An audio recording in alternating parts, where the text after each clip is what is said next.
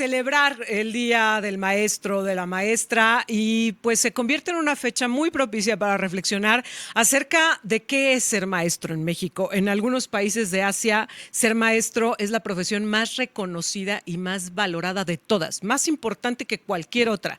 En México, ¿dónde los estamos posicionando? ¿Qué tanto estamos reconociendo la labor que llevan a cabo, pero sobre todo como sociedad, qué tanto nos estamos involucrando en la formación de nuestros niños y jóvenes? Justamente esto nos llevó a convocar a una serie de maestros de diferentes niveles educativos, de diferentes realidades en este programa para compartir sus experiencias. Yo soy Erika Salgado y como siempre te doy la bienvenida a Es la Entrevista. Y hoy están con nosotros Alejandra del Carmen Puente Pérez, de Educación Especial. Bienvenida, gracias por acompañarnos. A ti, gracias por la invitación. También está con nosotros Marta Guadalupe Ríos Bautista, de Preescolar. Bienvenida. Muchas gracias. Carla Ivonne Arista Vázquez, también de Preescolar. Bienvenida. Buenos días, muchas gracias. Y el maestro Alberto Juan Fernández Morales, del nivel secundaria. Bienvenido. Gracias, Erika, igualmente. A sus órdenes. Ya vamos a platicar en un ratito acerca de los reconocimientos que van a estar recibiendo y de pues esta labor y cómo han ido los festejos en el marco del Día del Maestro, de la Maestra.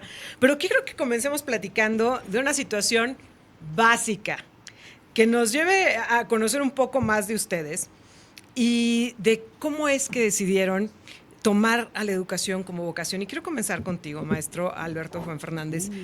¿Cómo decidiste ser maestro? A ver, fue un momento de inspiración, lo decimos, ¿no? Este rayo de luz que te iluminó, ¿fue algo que traías desde niño que decías, yo quiero esto? ¿Cómo fue que decidiste dedicarte a la educación? Fíjate que, bueno, inicié a trabajar desde los 17 años.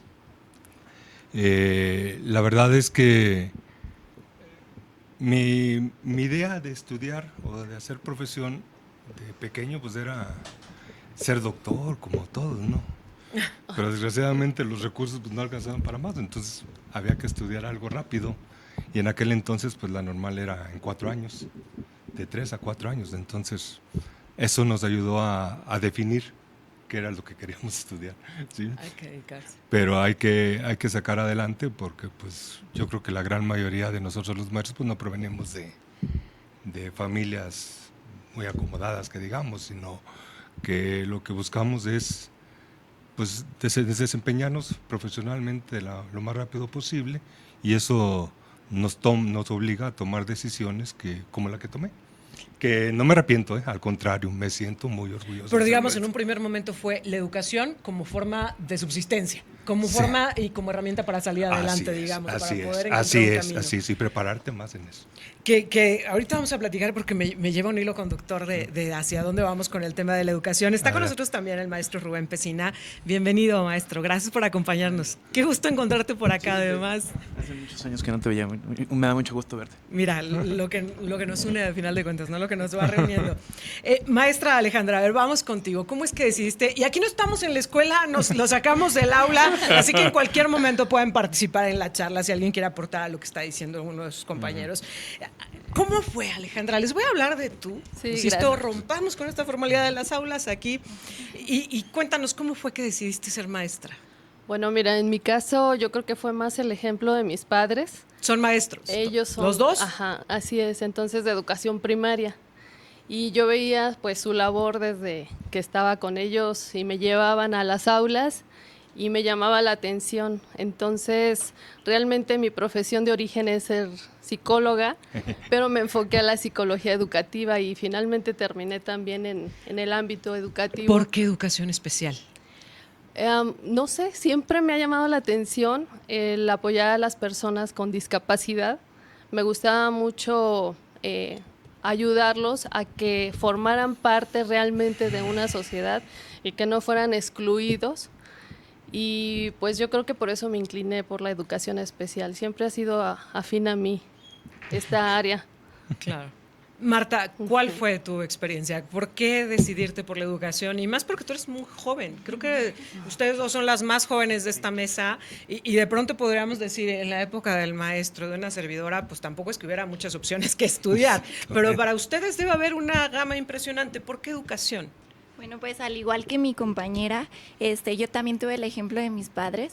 Los dos son profesores y pues tuve la experiencia de estar con ellos en las escuelas, en todos los los ámbitos en los que ellos se desenvolvieron, el ver cómo disfrutaban su labor, el tener tiempo para nosotros, el compartir momentos de sus niños conmigo, fue muy especial para mí. Entonces, pues también desde niña me llamó mucho la atención el compartir ese momento. Oye, y es que siempre decimos quienes somos papás, mamás de familia, que nada nos prepara para ser padres, pero yo creo que si hay algo que nos acerque un poco, debe ser el tema de ser maestro, maestra, ¿no? Así es. Ahí sí ya te vas tanteando y te vas encontrando con las realidades, pero creo que también con muchos temores de todo lo que sucede en el entorno de nuestros niños y jóvenes. Carla, ¿por qué maestra? Yo al inicio quería estudiar otra cosa. Sí, yo vi como que varias opciones por ahí. Pues por una cosa u otra del destino no ingresé a donde yo quería. Y siempre me llamó la atención educación preescolar. Desde que estaba chiquita siempre me gustaba jugar a ser maestra y todo ese ámbito. Entonces tomé esa opción y dije, pues creo que sí era lo mío desde el principio, en lugar de irme a otras cosas que yo creía que me gustaban más. Creo que ahorita es una profesión que me gusta mucho.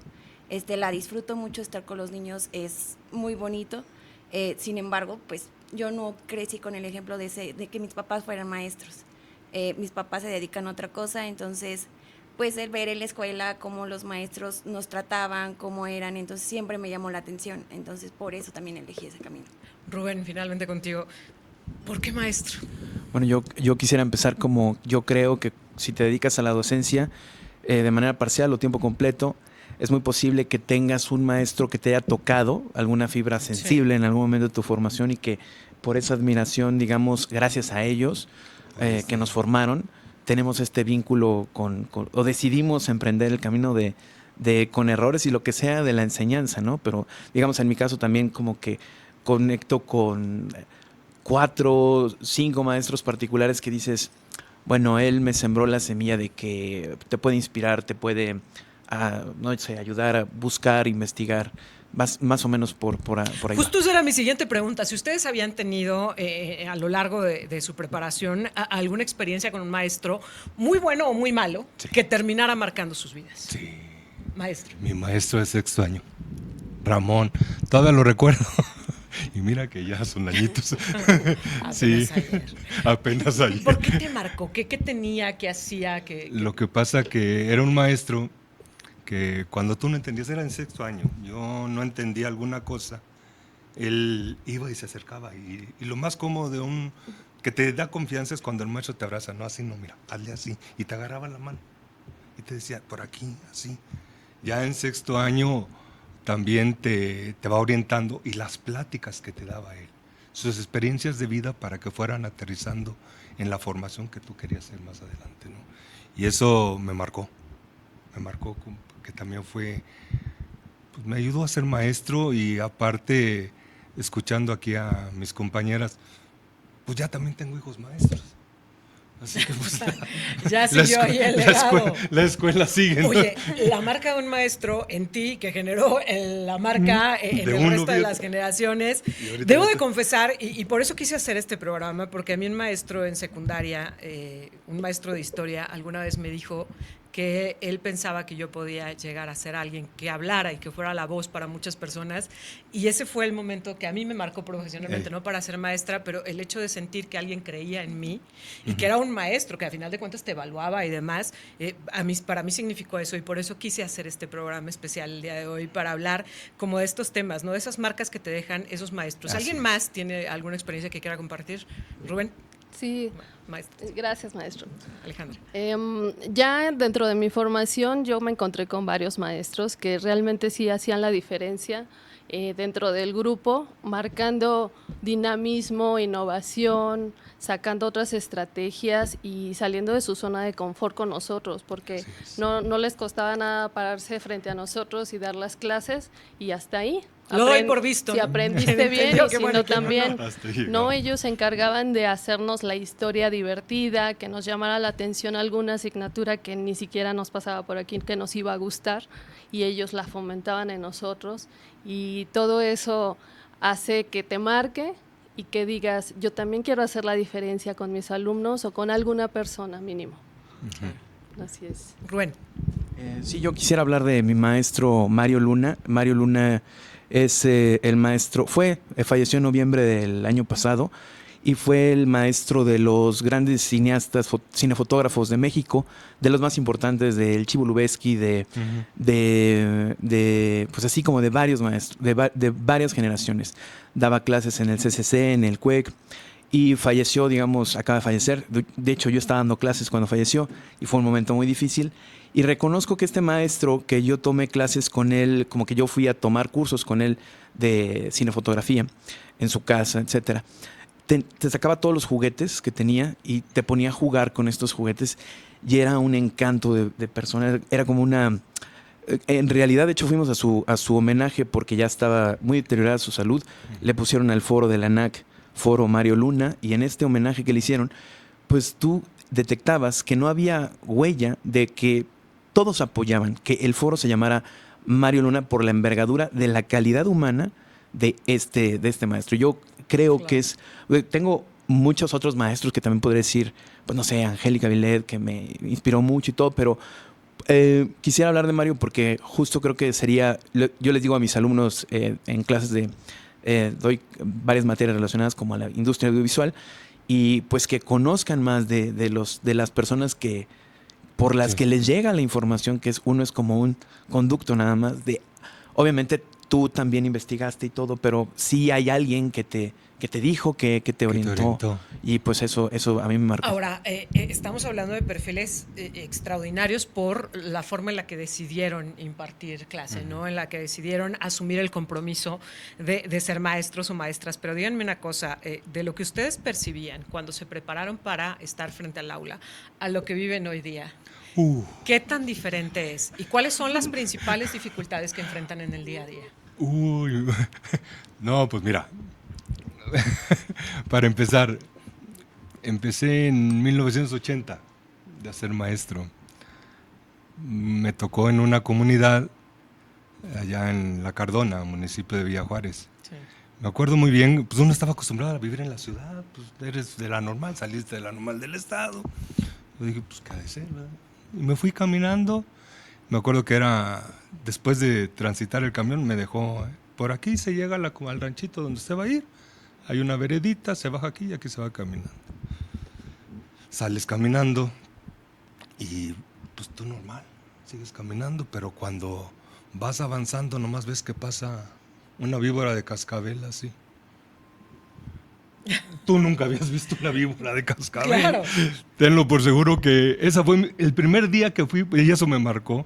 De ahí en adelante me puse a correr y no paré hasta que llegué a la comunidad, al ranchito de La Cardona. Allí llegué y obvio, pues una señora me vio todo blanco, todo, ¿qué le pasó? ¿De dónde viene? ¿Qué le hicieron?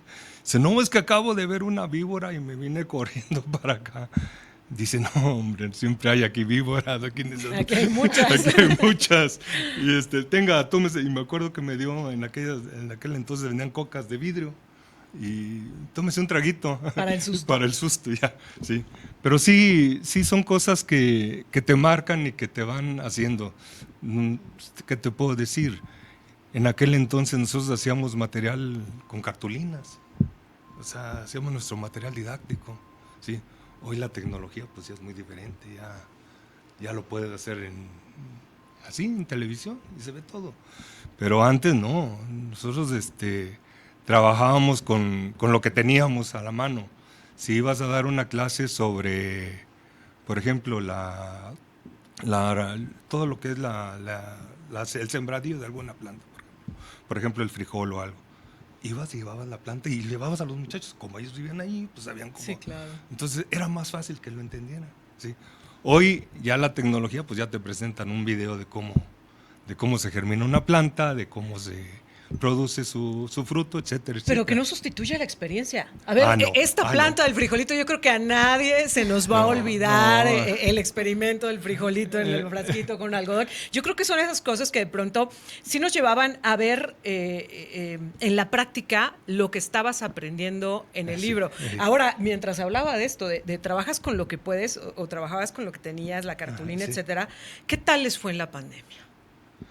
¿Cómo fue, qué reto significó el enfrentarnos de pronto a cambiar esta dinámica de estar con los niños en aula, a de pronto, pues a distancia? No me imagino en preescolar, no me imagino en educación especial, no me imagino en general en la dinámica de un aula, el de pronto de un día para otro, porque así fue, de la noche a la mañana amanecemos en educación a distancia. ¿Cómo les fue? Bueno, en mi caso creo que fue todo un reto, porque pues era algo a lo que no estábamos acostumbrados, porque nosotros siempre habíamos estado adentro de un aula. Yo tenía muy poco de experiencia, acababa de ingresar hace un año, entonces al siguiente año fue cuando empezó todo lo de la pandemia. Yo trabajaba en el municipio de Villa de Ramos, sí, un contexto pues que pues, no tiene tantos recursos como decía el No maestro. pensemos en el uso de internet. Entonces, pues aquí sabemos que muchos se conectaron a clases a través de mí, de diferentes plataformas, en una comunidad que pues obviamente no tienen los recursos, pues no se pueden utilizar estas herramientas. Entonces lo que pues llegaba a hacer era mandarle las tareas por WhatsApp, ir a entregar un cuadernillo a lo mejor una vez cada semana. Sin embargo, también era difícil porque pues todo este contexto a veces pues había problemas de salud de la familia, entonces pues no era tan factible que yo pudiera acceder cada semana a la comunidad, porque pues corría el riesgo la comunidad y tanto nosotros como maestros el estar yendo y viniendo cada vez a entregar pues todas estas tareas que pues también nos competen a nosotros. El resto, ¿cómo fue la experiencia? Pues sí, definitivamente tuvimos que apropiarnos y aprender también a la par con los niños y saber cómo acercarte a ellos sin correr el riesgo de alguna enfermedad y pues grabarte y hacer videos y hacer diapositivas y hacer circo, maroma y teatro para hacérselos dinámicos y divertidos. Y no era así que videos que salieran a la primera, también tenías Claro. que invertirle bastante tiempo hasta que quedara como tú querías y pues sí fue una experiencia muy enriquecedora, pero también muy desgastante y divertida también, porque sí aprendimos mucho. Sí. Ahora, ¿cuál ha sido el momento más difícil que han vivido en su trayectoria, en su experiencia, en este trato con los niños? De esas historias que pues tal vez les rompan el corazón, porque a ver, ahora que hablabas de este tema de la pandemia, a ver, en un municipio pensar que un niño tuviera acceso a internet era complicado, pero además que tuviera acceso a un teléfono o a un dispositivo exclusivo para él, para que pudiera hacer sus tareas y trabajos, creo que era impensable. No. Pero además creo que como debe de haber un montón de historias retadoras para sostener y para mantener la dinámica educativa. ¿Cuál ha sido el momento más difícil al que se han enfrentado? O incluso de carácter personal, porque a ver, que los maestros y maestras son personas. Sí, yo creo que todos los maestros estamos marcados cuando tratamos con nuestros alumnos. Hay alumnos que nos llegan muy adentro al corazón porque llega un momento que ya no los ves tanto como alumnos, sino que los ves como tus hijos, como parte, porque pues te llegas a encariñar tanto con ellos que los quieres. A todos los alumnos los quiero, pero hay unos que te llegan más que otros. Y hay afectaciones, por ejemplo, todos pasamos por problemas familiares, pero hay otros que llega el alumno y te dice, fíjese que en mi casa pasó esto. Y estás tú con él y nomás de repente empieza a llorar. Pues si tú lo quieres y lo sientes, pues imagínate qué pasa en esos momentos, ¿no? Simplemente pues platicar con él y ayudarlo, porque no puedes vivir el escenario que él está viviendo, mas sin embargo lo único que puedes hacer es platicar, darle confianza, apoyarlo y tratar de hacerle entender que es un momento que va a vivir, pero que su vida va a seguir. Sí. ¿Hasta dónde puedes llegar como maestro, como maestra ante una situación como esa? Porque estoy segura que ustedes son los confesores de muchos niños jóvenes, ¿no? Que llegan y les cuentan todo lo que pasa, todo lo que les están enfrentando, lo que más les duele. ¿Hasta dónde pueden llegar como maestros? Yo creo que hay un límite. Bueno, nosotros no podemos entrar ahora más. Antes sí, yo me acuerdo que la normatividad anterior no era tan exigente como lo es ahora, ¿no? Antes tú tenías la capacidad incluso de abrazar a un muchacho, platicar con él, él llegaba y te abrazaba y lloraba contigo.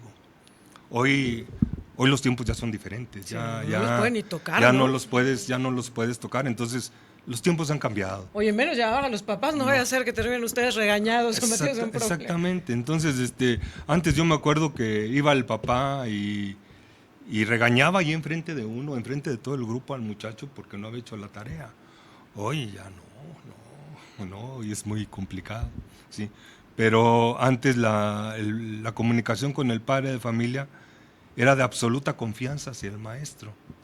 Hoy sí hay confianza, pero ya existen otros estándares de normatividad, de reglamentación que no permiten esa cercanía o esa confianza que antes te podía tener un muchacho. Y te lo digo porque pues, nuestro ámbito de trabajo es la escuela secundaria. Y en secundaria pues ya los muchachos están un poquito más grandes. Entonces llegan y te expresan las cosas que viven en su casa. Anteriormente recordemos cómo era la educación en las familias mexicanas. La educación era, el papá trabajaba, la mamá atendía la casa y los niños iban a la escuela. Hoy la realidad es que el papá trabaja, la mamá trabaja y los niños como pueden se van a la escuela, ¿sí? Entonces los tiempos han cambiado, las circunstancias han cambiado, los escenarios han cambiado para los mismos muchachos. Incluso antes tú ayudabas a su maduración, ¿no? Y la tecnología los hace que maduren más pronto de lo que debiera de ser en un momento dado. Pero sí son cosas que ayudan a querer a tu profesión. La quieres. Uy. ¿Alguien más? Yo creo que Alejandra. definitivamente no dejamos de ser la red de apoyo de los niños ante situaciones complicadas y más en esa época de la pandemia. Yo creo que ya dejábamos de un lado lo que es lo educativo y enfócate a la persona, acércate a él y tú como profesional y más en educación especial, yo creo que sí teníamos el compromiso de ver ese bienestar emocional del niño y hasta de la familia, de que estaban cerca de ellos, porque quieras que no, conocíamos su contexto a través de los videos, pues ahí pasaba el hermanito, la mamá, y ya conocíamos a toda la familia, sí, ya sabíamos hasta quién era la abuelita, cómo vivían. Qué pasaba con ellos, entonces ya eras parte de... Sí, claro, sin querer se metieron dentro de la familia, ¿no? Sí. Díganme una cosa, ¿quiénes son los principales aliados, pero también los principales enemigos de la educación? Porque quisiéramos pensar que todos como sociedad entendemos la responsabilidad que tenemos y que todos coadyuvamos a la educación, pero estoy 100% segura que no es así. Acabo de tener la oportunidad de conocer un poco el modelo de educación que existe en Corea y en Japón. Y en Corea me gustó mucho una frase, con todas las reservas del nivel de competencia que hay, que creo que sí es muy, muy desgastante para los niños desde muy chiquitos. Hubo una frase que a mí me llamó mucho la atención porque decían, en Corea cuando nace un niño, nace en una comunidad, no en una familia. Toda la comunidad es responsable de que ese niño vaya a la escuela y entonces él puede ir solo a la escuela y todos lo van a cuidar, de que llegue bien a la escuela y que regrese bien de la escuela. Toda la comunidad va a estar involucrada en su formación, en su crecimiento, en que siga dentro de las aulas y en que se siga preparando. Y si llega a ser maestro, es un honor para la comunidad. La comunidad se lo va a celebrar y se lo va a aplaudir y lo va a apoyar. Y entonces decían, un maestro puede llegar a la tienda del barrio y la gente le da cosas, lo apoya, lo respalda, etcétera. Y entonces me llamaba mucho la atención cómo toda la comunidad es coadyuvante de poner como prioridad la educación de los niños. Y yo decía, híjole, si así fuera en México, si así estuviéramos de comprometidos, y por eso se los quiero preguntar, en la realidad que ustedes viven todos los días, ¿quiénes son o cuáles son las principales herramientas, los principales aliados de la educación y cuáles los principales obstáculos? Rubén. Tengo una, pero es como compleja porque yo me apoyo también en esta herramienta para preparar mis clases. No, evidentemente es principal tu experiencia y la búsqueda en los libros y todas estas cosas. Pero no solamente la inteligencia artificial, pero la tecnología en general creo que puede ser un gran aliado en la educación o también un detrimento en la misma. Sí, yo lo que noto, seguramente ustedes también, digamos, yo le doy clases a alumnos de licenciatura, pero son unos niños igual, o sea, siguen siendo unos niños. De hecho, se sienten ahí los años que hubo de pandemia, que faltó la prepa experiencial en la práctica, lo percibo. Y yo creo que a todos los niveles, quizás no sé qué tanto ustedes, pero están súper distraídos, ¿no? Están muy, muy distraídos y entonces es muy complejo. Yo a veces digo que tengo que hacer como una especie de stand-up en la clase para tratar de captar su atención, para que no se pierdan, para que no se duerman, para que no estén inmersos en el teléfono.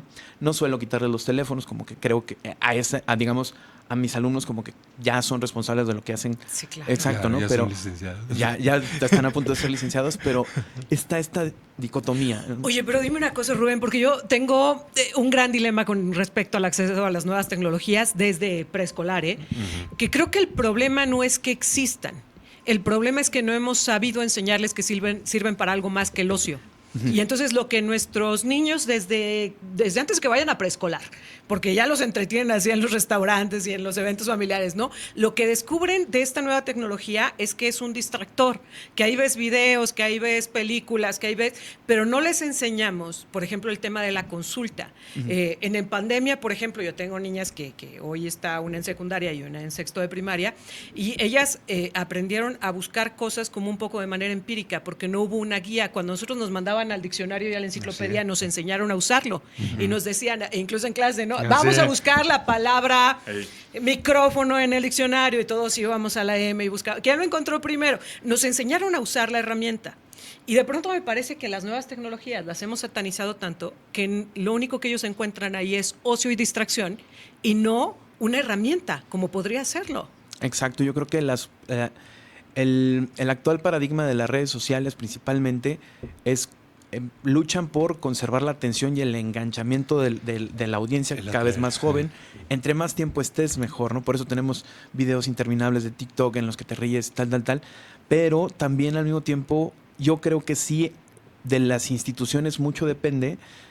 Por ejemplo, yo recibo cursos en la escuela, como de que tú medio orientes el tema de si puedes usar la inteligencia artificial, úsala. Estas serían las mejores prácticas para aprovecharla. Cítala. Cítala. En un ensayo, cita de dónde lo sacaste. La información tiene que ser tuya, es tu pensamiento. No, sí, de hecho, se nota mucho cuando no está.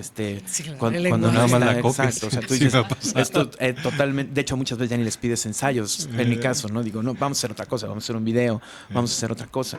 Y creo que sí parte mucho de las instituciones que procuren que sí las conozcan y que sí les traten de aprovechar, y como nada más fomentar un juicio crítico sobre el uso, que sepas que al final tú eres mercado de estas plataformas y que tengas como una manera de usarla pues que sea sana para ti, ¿no?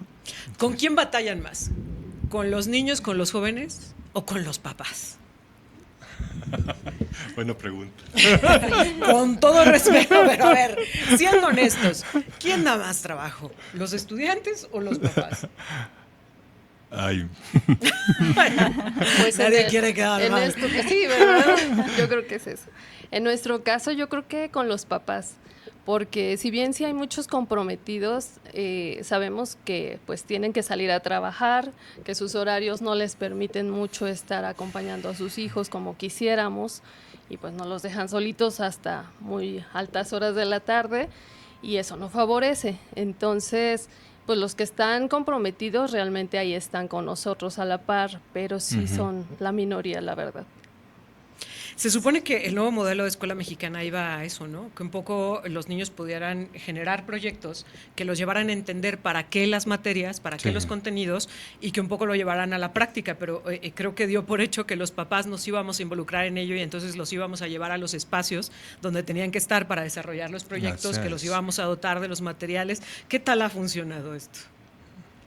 Pues bueno, yo considero que, bueno, sobre todo en mi nivel, los padres de familia forman una base primordial en el acompañamiento de los niños, pues son de 3 a 5 años, entonces los niños necesitan esa guía que esté al lado de ellos, que los acompañe para que su proceso de aprendizaje pues sea el mejor posible. Sin embargo, pues como decíamos hace unos momentos, puede ser a su vez un obstáculo el que pues los padres de familia no estén cerca de ellos como nosotros quisiéramos, y eso pues tiene un gran impacto en su vida y en lo que ellos transmiten en el aula, en su atención, en la manera en que ellos hacen sus actividades, porque si bien pues algunos de ellos atraviesan situaciones muy difíciles. Bueno, yo trabajo aquí en un contexto, aquí en la ciudad, y bueno, cada cosa que uno se entera de lo que ellos viven, y es realidades muy, muy diversas y muy impactantes, que bueno, yo a veces me pongo a pensar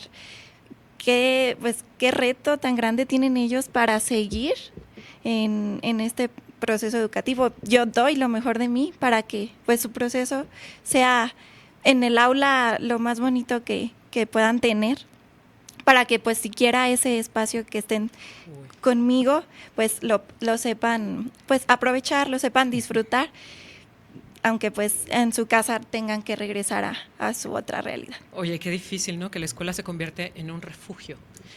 Pero esto me lleva a la siguiente pregunta. No todas las escuelas son refugio. ¿Qué tal el tema del bullying, del acoso, de los problemas para relacionarse entre ellos? Porque creo que independientemente de solo pensar en el bullying, el tema de la pandemia pues los aisló.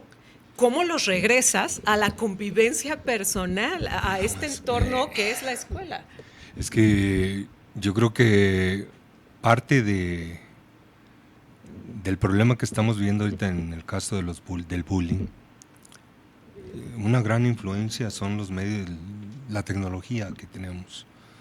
Yo veo, por ejemplo, que los muchachos pasan gran tiempo en el celular, como dices tú, en el TikTok, o viendo televisión, o viendo otro tipo de situaciones, pura tecnología. Pero hoy es raro ver a un muchacho de secundaria leer un libro. Hoy es raro, pues incluso no se diga eso de secundaria, a lo mejor más grandes, ¿verdad?, que lean libros.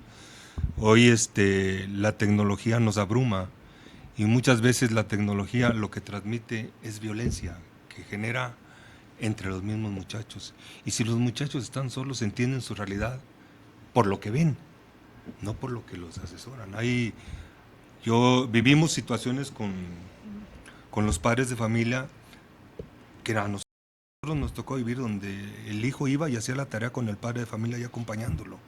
Hoy hace la tarea y los trabajos como pueden, ¿sí? Claro. Con lo que puedan entender de la televisión, en algunos casos.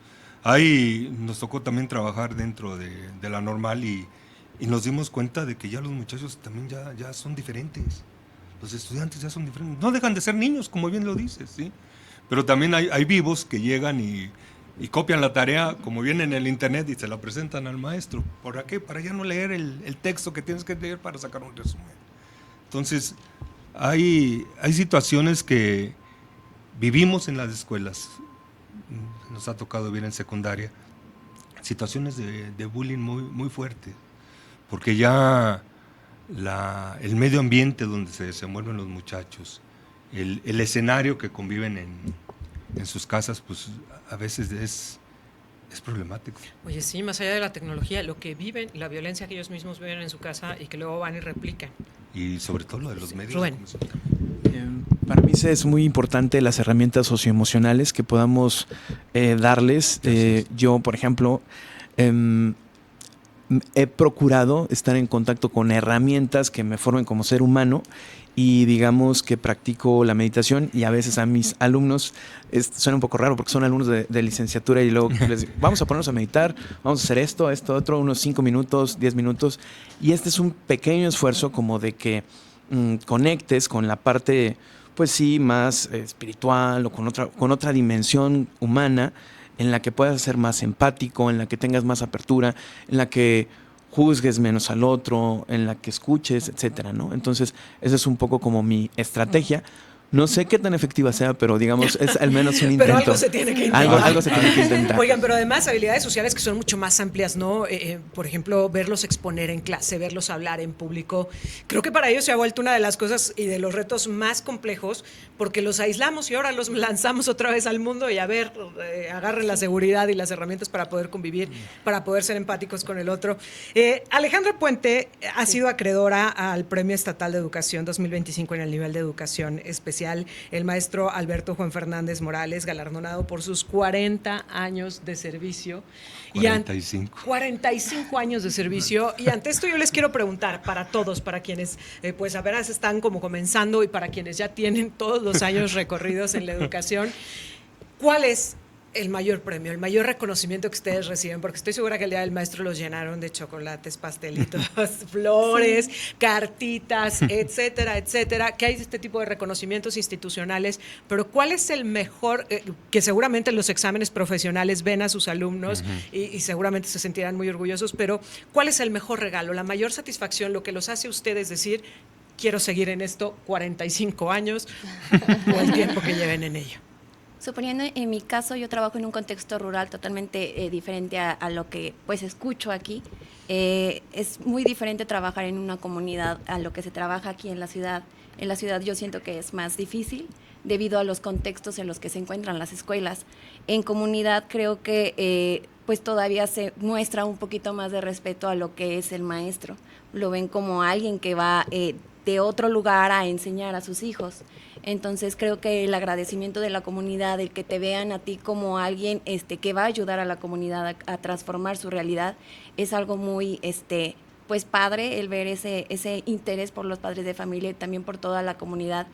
Suponiendo en estos días nos hicieron un festejo a todos los maestros de la comunidad y creo que es muy padre el ver cómo entre ellas también se ponen de acuerdo, porque es difícil, los niños es difícil ponernos de acuerdo, ahora entre ellas con los papás pues surgen ciertos temas ahí, entonces el ver que realmente se pueden poner de acuerdo, el buscar la manera, en también pues agradecernos de todo ese trabajo, creo que es muy satisfactorio ese momento. En mi caso también trabajo en nivel licenciatura, el que también los alumnos te digan que realmente tus clases les están ayudando a avanzar, es un momento muy satisfactorio de manera personal porque estás aportando algo a ellos para su futuro. Sí, claro. Porque soy el más viejo. El de más experiencia, maestro. Sí. No, fíjate que yo creo que la satisfacción más grande que me ha tocado vivir. He pasado muchas clases, ¿no? Por muchos maestros, muchos alumnos, pero las satisfacciones más grandes que tengo es cuando veo a mis exalumnos que me ven con gusto, Claro. que me saludan y que corren, que están allí en el círculo de sus amigos y salen y van y me saludan y me abrazan. Profe, ¿cómo está? Bien, aquí dándole. Hay alumnos que ya son maestros, otros están trabajando en la secretaría y allí está. Entonces llegas y, profe, ¿cómo está? Que mire, oiga, ¿se acuerda de...? Son historias que te cuentan y que te revitalizan. Sí. Te hacen sentir que toda tu trayectoria que has realizado pues ha sido buena. Que ha valido Sí, la ha pena. valido la pena. Porque hay alumnos que ahora ya son profesionistas y se desarrollaron bien. Y te ven con gusto y te saludan. Oiga, y saber eso, ¿no? Que están ahí, que ustedes sembraron algo en una persona que se ha desarrollado y que ha crecido. Yo les agradezco muchísimo que hayan estado con nosotros. Alejandra del Carmen Puente Pérez, de Educación Especial, Marta Guadalupe Ríos Bautista, de Preescolar, Carla Ivonne Arista Vázquez, de Preescolar, el maestro Alberto Juan Fernández Morales, de Secundaria, Rubén Pesina, en Licenciatura. Muchas gracias por estar con nosotros. Y yo quiero cerrar este programa pues haciendo esta gran reflexión de lo que la educación debería de ser en este país, una prioridad, y del reconocimiento que tendríamos que tener a todas esas personas que entregan su vida, su tiempo, su dedicación, sus habilidades para poder formar a nuestros niños, a nuestros jóvenes. Ojalá y todos fuéramos parte de ese proceso y ojalá no solo en el Día del Maestro estemos hablando de esto, sino que muy pronto nos puedan volver a acompañar para seguir hablando pues de cuáles son esos retos y en qué tenemos que estar trabajando. Muchas gracias por estar con nosotros. A la orden. A ti, gracias. A ti, Esto es La Entrevista y te esperamos la próxima semana. Gracias.